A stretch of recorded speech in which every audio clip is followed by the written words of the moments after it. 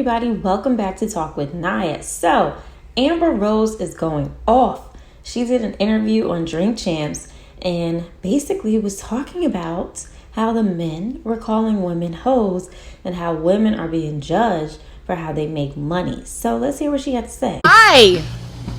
Why is it disgusting? Because you're a hater.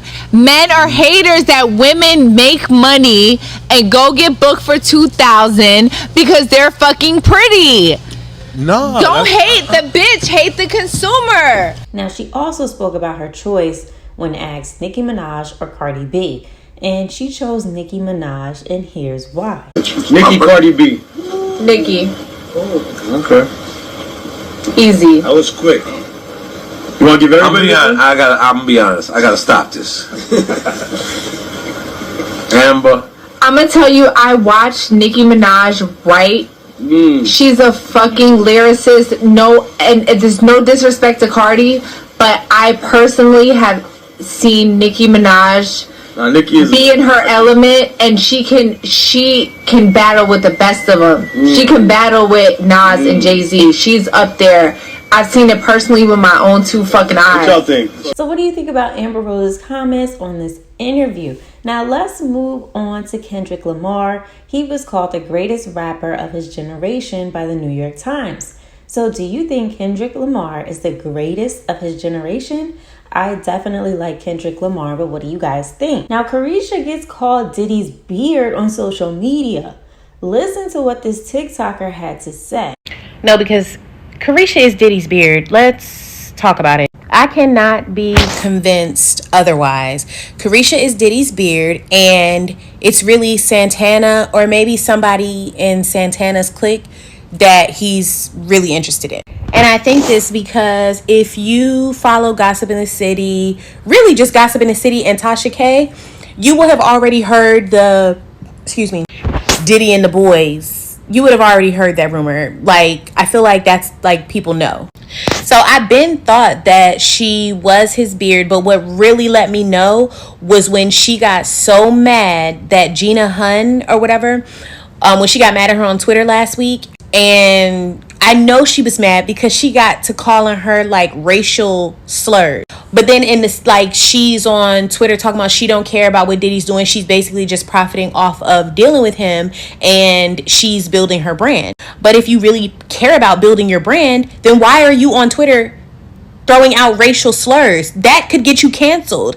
If the Asians really cared about what you were saying, girl, you could lose your whole entire career. But I think between that and the girl coming out, she already knew that he was having that baby. That wasn't a surprise to her. But all the ridicule on Twitter, I don't think she could take it.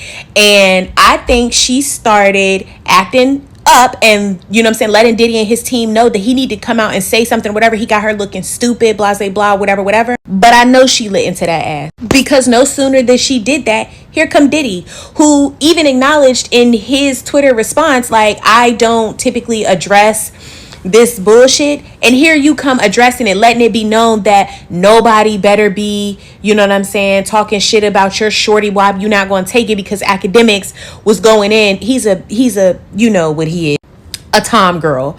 But he get to threatening academics or whatever, talking about we can talk about it like human beings. Everybody know Diddy ain't talking about nothing. Diddy is known to put his hands on people. Like we all know that. So I don't know. It was just a little too much. When Diddy came out and said something, I said, oh, no, they had to get that under control because Carisha was not going for it. He said, Carisha, please. So, do you think this has any truth to it? Do you think that, Carisha is Diddy's beard?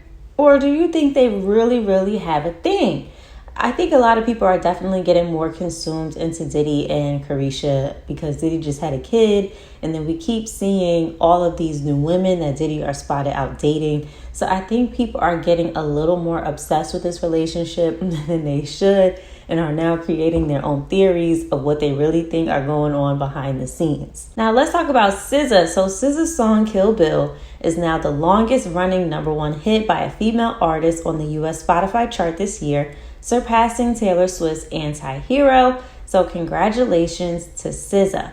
Now, I also wanted to talk about Asian Doll and Fivio Foreign because they were getting some heat yesterday on social media after this clip of them dancing together hit social media.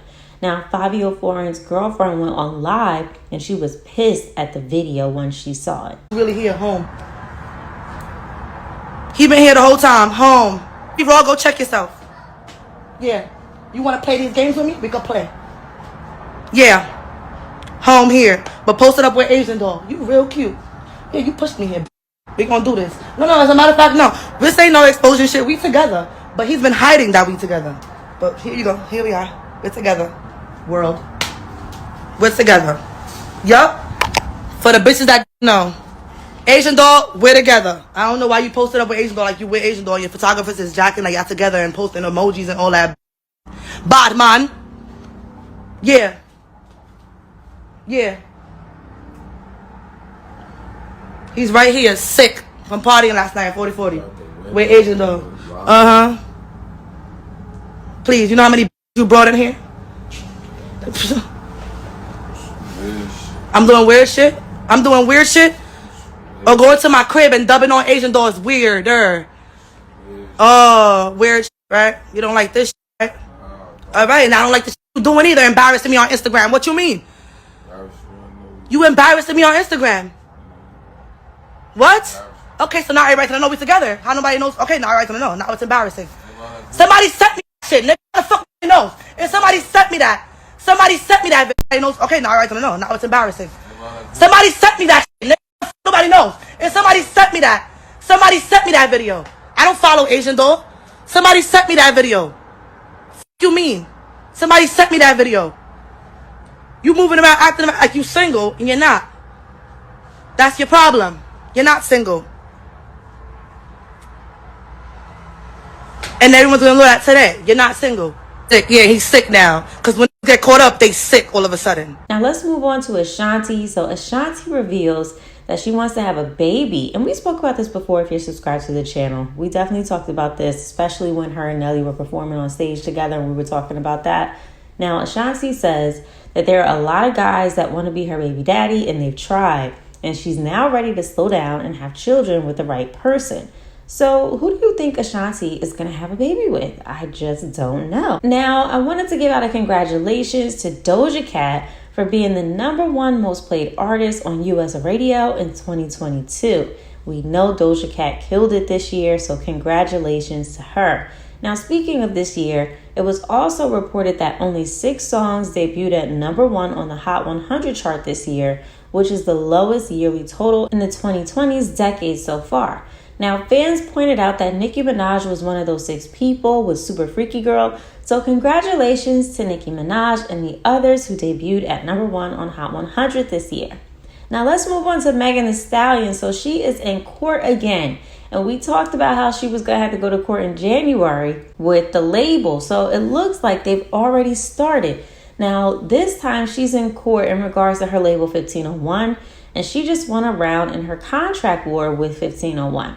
So the label wanted the judge to rule Something for the Hotties, that album, to not qualify as an album under her contract. But the judge denied the motion. So we shall see how the rest of that court case plays out for Megan Thee Stallion. Now, speaking of fights, Gervonta Davis was recently arrested for domestic violence and battery. And the audio of his child's mother was released, but he says that he never put his hands on her and that they got into an argument while his oldest child was watching the movie Frozen with him. And he also said that, people are offering his child's mother money to press charges. I believe he said $50K they were offering her, and that she was crying on the phone because he wouldn't give her his truck. Let me play you this clip. Trying to go home. I have my baby in the car and he attacked me in front of the kids. Okay, ma'am, now repeat the he's messing address. up my tires. Ma'am. I need help, please. Ma'am, repeat the address. I need to send units to you. I need the address. Please help me. He's gonna kill me. Trying to go home. I have my baby in the car. Now, the nutritionist got into it. So Gervonta's nutritionist said, they were there when the call was made and the scene doesn't match the call. And the nutritionist is telling people to listen to it. All right. Now, Vanessa Paso, hopefully I'm saying her name right, who's the mother of his child, posted, "Karma never loses an address."